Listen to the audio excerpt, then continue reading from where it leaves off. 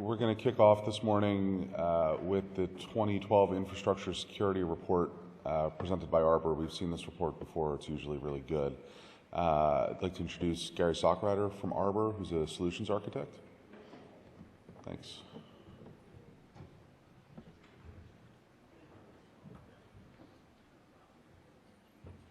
Good morning, everyone. Thank you. It's great to be here. Just a couple of housekeeping notes. This is an overview. This is a 96-page document. If you're familiar with it, feel free to go check it out. You can download it at arbornetworks.com. It's a pretty thorough document, and thanks to any of you out here in the audience who responded to the survey and helped us pull this information together. This is our 8th annual, and we look forward to continuing the tradition. So I'm going to jump right in with some key findings from the survey. As I said, this is an overview. I can't get through a 96-page document here today. I'd be up here all day long. So a couple things I wanted to call out, and we'll go through these in a little bit more detail. So first of all, advanced persistent threats, APTs. I'm sure you guys are familiar with this concept. Been around for a long time. Something interesting that we saw this year in the survey was a keen interest from service providers in APTs. Traditionally, we see this more of an enterprise threat. Hearing service providers' concern about APTs is something new and definitely interesting. I think this revolves around a couple things. Certainly, it's threats within their own network, but also customer concerns and demands. Next, DDoS attack sizes. We track this year over year. We have multiple sources for tracking this, but this is specifically what we hear from our survey respondents. The sizes have plateaued, really. We've seen the largest attack starting in 2010 was about 100 gigabits per second. Since then, we've seen a drop-off in the respondents, telling us the last 2 years running, 60 gigabit per second was the maximum attack size. But we've got some additional data I'll go through, talk about that as well. And then, of course, we're seeing a trend toward more complex and multi-vector attacks. No surprise there. The better we get at defending this stuff, the better they get at coming up with new ways to attack, right? Data centers, again, some pretty alarming numbers here. 94% of data centers are seeing regular DDoS attacks. That's a really high number. Got some little bit of insight into why that's happening. We'll talk about that in detail as well. And then ideology again this year was a primary driver for DDoS. I'm sure if you've been watching in the news, you've seen a lot of this stuff in the press, right? Always hearing anonymous, the financial attacks, the motivation reported to be video on YouTube, offensive to Muslims. So ideology, a major driver again this year. A couple more key findings I want to go through before we get into the details. Mobile providers continue to have challenges in defending their networks, securing their networks. Majority still don't have good visibility into the core. There's a lot of economics driving this. We'll talk about that in detail as well. DNS infrastructure remains vulnerable. This one I'll just give a caveat. We're pretty tough on DNS, and the reason is it's such a critical piece of infrastructure, right? So it's not only vulnerable as an infrastructure, but it can also be used as an attack vector itself. So it's something that when you look at the numbers, you'll see that DNS is probably more secure than most of the other things that we look at, but we're still hard on it because we know it's so critical. IPv6, as I'm sure you're all aware, deployments are really accelerating. 80% of respondents tell us they've already deployed or will by the end of the year. No surprise considering that vast majority of respondents are service providers, carriers, network operators. And then lastly, a few bullet points around operational security and law enforcement. As usual, we're hearing that a lot of incidents go unreported, and there's some good reasons for that, so we'll talk about that as well. All right, so let's talk about APTs first. As I said, this is something that's been around for a while, and sorry for the eye chart. I don't know if you can read all the numbers here, but as I said, you can pull down the survey yourself and get all the details. What we see, a couple things. We see botted compromised hosts. We see a lot of experience of APTs in the networks themselves. We've asked people what they've seen in their networks over the last 12 months. We're seeing that on the carrier networks as well as their corporate networks. We also are hearing a greater concern. So even though we're seeing these threats, we're hearing more and more concern about the future and what these threats are going to be in the future. So, like I said before, in the enterprise, that's not so surprising. It's a little surprising to us to hear such a high level of concern over APTs in the carrier networks. The DDoS threat, again, is top of mind share. For the top 5 threats seen in the last 12 months, all related around denial of service. We asked people about looking forward in the next 12 months. Again, top 4 concerns. So, this is a clear trend. We saw very similar results last year, but it tells us that the threat persists. It hasn't gone away. One really interesting piece of data we pulled out here is misconfiguration. So when we ask people about threats and concerns or things they've seen that cause problems in the last year, the misconfiguration is very high on the list, right? So a lot of people are seeing problems due to misconfiguration. But when we ask them about what they're worried about in the future, misconfiguration comes in pretty low, right? Well, it's interesting. If it's something you're seeing a lot of it, why are you less concerned about it? And I thought about this for a while, and what I think is pretty simple, right? I'm a lot more worried about somebody, stealing something from me than I am worried about myself losing it, right? My own mistakes, I just live with, right? So I think it's just human nature. We know that this exists. We know it's going to happen. We know we can't really do a lot about it. But threats from the outside, we're much more defensive about. All right, large DDoS attacks. I mentioned before we'd seen a plateau in 2010, about 100 gigabits per second. The last 2 years, the highest reported attack was 60 gigabits per second. But we took this, and remember, this is what we're hearing. This is what people are telling us. So we took that and we compared it with our own data, our Atlas database, and the information that we have available where we see real threats in the wild. And what we've seen for 3 years running is a consistent plateau, right about 100 gigabits per second for the largest attacks. What that tells me is that they've hit the ceiling as far as they don't need to generate larger attacks. If they did, they would. But it takes a lot of effort and resources to generate a 100 gigabit per second attack. And so there's really no reason for attackers to push beyond 100 gigabit per second until they feel the need, right, to be successful in their objectives. Another cause for this would be, I think, the trend toward the more application layer stealth attacks that are, going to be not as volumetric, right, much smaller and are flying under the radar. So talk a little bit about that. That's the Atlas data that I mentioned. So you can see the peaks there, a little over 100 gig, another peak there about 80 gigabits per second. And you can see that the average attack size is just on a straight trajectory pretty much. Well over a gigabit per second now, I'd say averaging closer to 1.5 gigs per second.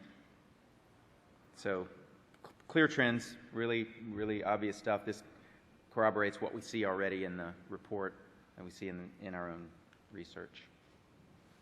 So application layer and multi-vector attacks. Number one attack vector, HTTP.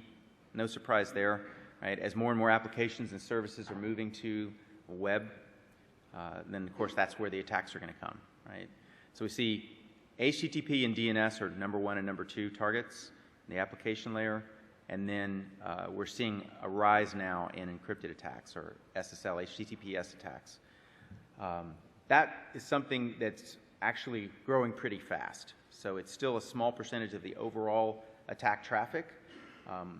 We see something like 37% of respondents told us they saw encrypted attacks. But when we look at our own database and where we track real-time threats in the wild, it's actually 1.45% of attack traffic is in port 443. So what that tells me is people are seeing it, right? But it's a small part of a much larger blended threat. So be interested to, hear from some of you that haven't taken the survey what you're seeing, but I think that trend's going to continue. We're going to see more encrypted attacks in the future. As far as the multi-vector, the blended attacks, everybody I'm sure has heard about the attacks on U.S. financial institutions. It's a great example of that. I'll talk about that in a little bit more detail. So you probably heard a lot about this. I won't spend a lot of time on it, but just talk a little bit about what they did and what we saw. So these attacks were using compromised servers. If you haven't read about this already. A little bit different than what you expect with a traditional DDoS attack. I call it back to the future, right? Maybe I'm going to put a DeLorean on this slide, but originally the DDoS attacks were using servers because they were the only thing that had enough bandwidth to generate these volumetric attacks, right? So nobody's using compromised, home PCs. They just couldn't generate the large attacks. That trend died off years ago, and people went to much more widely distributed botnets, maybe tens of thousands of compromised hosts being used to generate volumetric attacks. These attacks kind of went back old school and used compromised servers so that they could generate large attacks with very small numbers of hosts. So these were, common web servers running PHP, WordPress, Joomla, unpatched, not well-maintained servers that were, compromised. Applications were compromised, and then they were able to control these without establishing a traditional command and control network. So that made for a very nimble ability to rapidly change attack vectors. The attacks themselves were really nothing earth-shattering, nothing unexpected. Get and post application layer attacks on HTTP and HTTPS. I've seen this all the time. DNS app layer attack, and then protocol floods, and UDP, TCP SYN floods, ping floods, right? So again, nothing earth-shattering about what they used to attack or the way that they attacked, but the combination of using servers, of doing it without traditional command and control, having very rapid, nimble ability to change attack vector. So we'd see attacks begin, countermeasures deployed, right? Attack traffic is dropped, and then almost immediately after a countermeasure is effectively deployed, attack vectors would change. So this meant that they were very focused. They were using monitoring tools. They knew what was happening.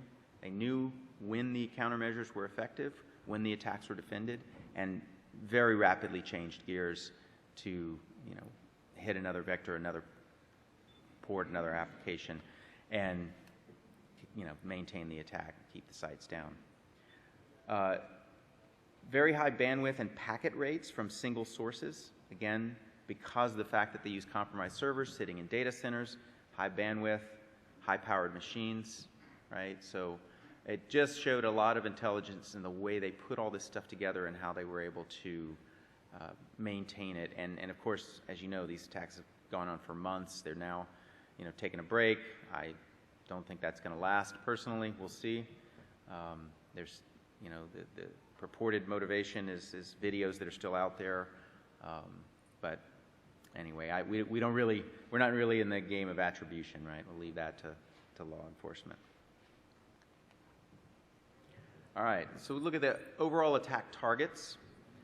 We see that customers are the vast majority of the target. So this is, again, sort of a shift, right? What we've seen in the past was a lot of infrastructure targeted in the carriers and network operators. That infrastructure really today has largely been protected, right? So teams have done a great job of protecting it, making sure that it's not vulnerable, that their networks are going to stay up. But then what happens is, okay, it's a transit network, right? So the attacks come in, their infrastructure is secure, so they're going to target something that's not, and that something that's not is the customers. So no surprise that the vast majority of respondents tell us that customers are the most common target. When we asked about what types of customers are being targeted, this was kind of interesting, right? So you'd think, you've been reading the news and you hear about the banks being attacked and all this stuff, that, you know, financials, and you hear about government being attacked. Anonymous has taken on the government in multiple areas this year, in the past year. It turns out that those are actually much lower, like 5th and 6th place. So the primary targets are still where the money is, right? It's e-commerce, it's business. So I think there's a little bit of a disconnect in what you see in the media versus what's happening in reality. And I think there's some good reasons for that. When it's you know, something that's highly public, you know, financial services are highly regulated. They have to report this stuff. They can't really hide it. Everybody notices when their bank website goes down, right? But when it's an attack on, you know, a business for financial gain, they don't really want to disclose that information, and they're not going to if they don't have to. So it doesn't tend to make as much of a splash in the news, so we don't hear about it. Data center, we're seeing a huge increase in attacks in the data center. Again, this is not surprising to me. If you talk to anybody, you know, with a C at the beginning of their title, or no, I shouldn't pick on our executives, but actually, if you just talked about anybody who wants to talk about technology these days, you can't have a conversation without the word cloud popping out 100,000 times, right? So everything's cloud, cloud, cloud. Well, what does that really mean? That means putting stuff in data centers, right? Well, when we move things to the data center and this whole cloud strategy, there's some pretty clear economic drivers around that say it's about shared infrastructure, it's about time to market, it's about reducing cost. You don't hear a lot of people say it's about improving security, right? So security in the cloud tends to be, you know, the last thing we think about. And it's not, I'm not picking on data center operators. You know, it's the enterprises that are hosting their applications in the cloud and not planning for security, but rather just trying to focus on getting costs down, right? So we're seeing a huge increase in DDoS attacks impacting the data center. No surprise there when you look at the dynamics of it. So mitigation there, we see some improvements, still some areas for concern. An increase in the use of DDoS mitigation systems in the data center is a good thing. Decrease in black holing of traffic, that's a good thing. So it seems like there's some focus on maintaining serviceability. We know that there's an impact and there's a cost to this. The one thing that surprised us, we saw a big increase in the use of firewalls in the data center for DDoS mitigation, which, you know, even next generation firewalls have, you know, some serious vulnerabilities when it comes to DDoS attacks, right? State exhaustion attacks can pretty easily overwhelm these devices. When we asked about motivations, I talked a little bit about this before. People tell us the number one motivations are ideological, right? It's personal beliefs driving this stuff. We do see, you know, attacks motivated by extortion, right? I talked about advanced persistent threats. People are using DDoS as a smokescreen for, you know, data exfiltration, for financial gain, for other purposes. So, you know, DDoS is just another piece of that advanced persistent threat toolbox. But the one thing we know is the more motivations to do this, the higher the risk it's going to happen, right? Mobile is an interesting area. You know, more and more traffic moving on to the mobile networks. You know, I know probably a lot of you guys have, you know, you tether your phone to your laptop when you're traveling, or you have a little MiFi card, something like that, right? People are using more and more, moving more and more traffic onto the mobile networks. I know in my area, you know, we have a carrier now who's offering $50 a month LTE-based home internet, right? You drop the little box in your house and put your router behind it, and that's it, right? And it's nice and fast and reasonably priced. And every device in your house is now riding on the mobile carrier's network, right? These networks are under a lot of pressures. They are, you know, driving adoption of new technologies, right? 2G, 3G, 4G, LTE. They're spending huge amounts of money in rolling out these new technologies and increasing their footprint. And, there's just not the focus, or they just don't have the resources or the demand really from their customer base to be as focused on security.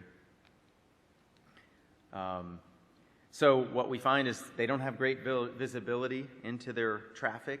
When we ask them if they're seeing threats and attacks, the answer is usually no, I don't see any threats and attacks. And then we ask them what they see and how they see it, and the answer is, oh well, I don't see much of anything.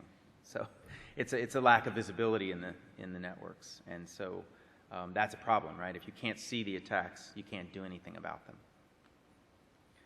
them. We ask people about how they're doing it, what they're using.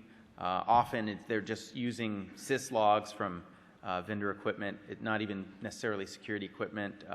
When they do employ security, it's most commonly firewalls. Again, that's a challenge, right, from a DDoS perspective. You can see here, well over half don't even know if they have compromised subscribers or end devices on their networks. So again, it's definitely an area for concern. DNS, I mentioned this right up front. We're hard on it. Actually, DNS operators are doing a pretty good job on the whole. It's funny. We call out here, I have to pick on our own slides here, but 19% of the DNS operators have no dedicated security team responsible solely for DNS. I mean, think about that. We're expecting a dedicated security team for one application, right? The fact that 81% do have dedicated security teams just for DNS, that's awesome. That's fantastic. Okay, so we pick on it. I mean, it's just because it's so critical, right? We know that there are still some vulnerabilities there. 3/4 have good visibility at layer 3 and 4. That's fantastic news. But only about 1/4 have visibility at layer 7, which could lead to missing some potential attack vectors. All right, IPv6 rollout. I touched on this earlier. You guys know this well, I'm sure.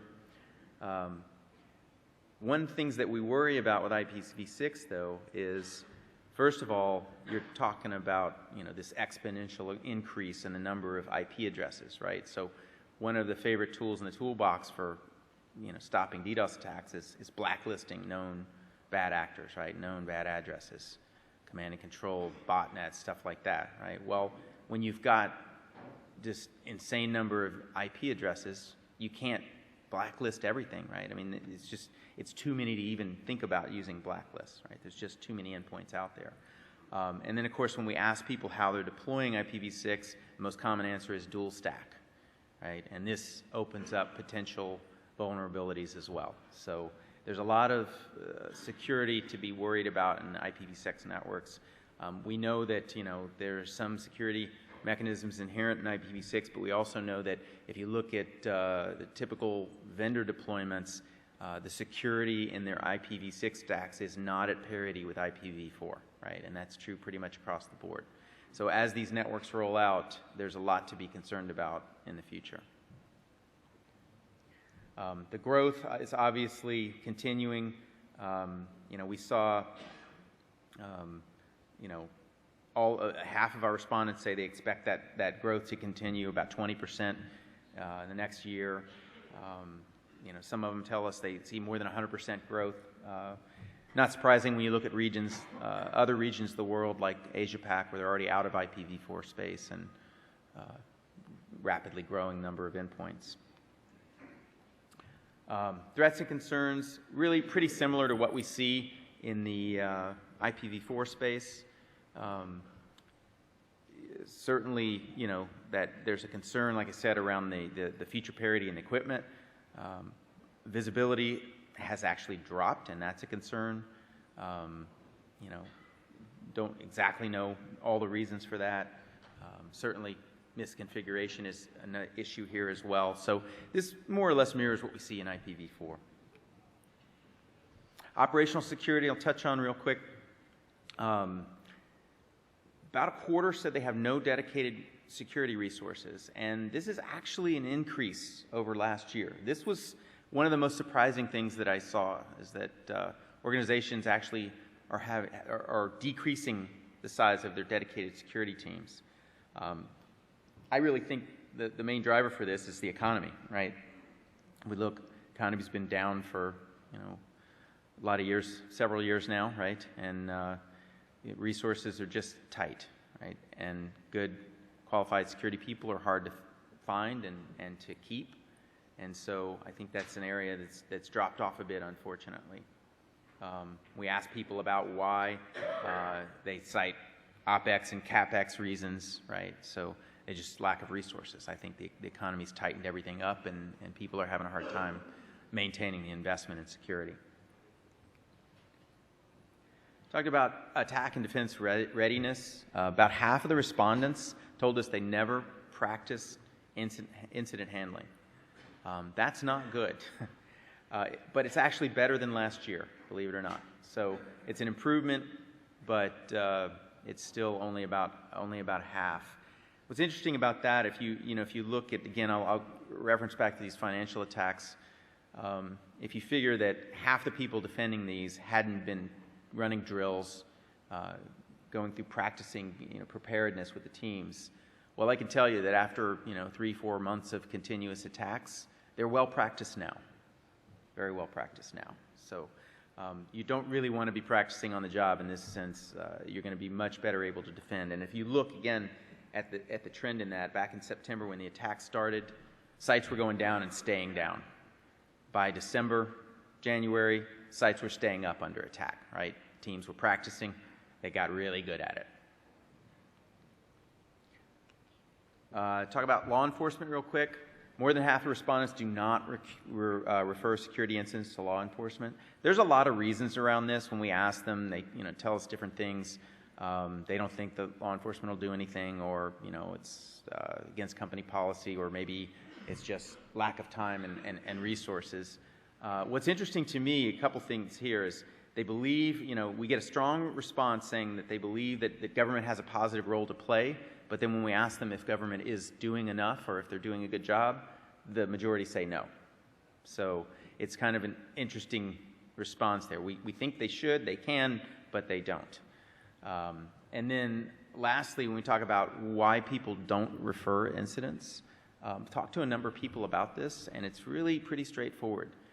After the first time you've done it, you realize what an incredible resource drain it is.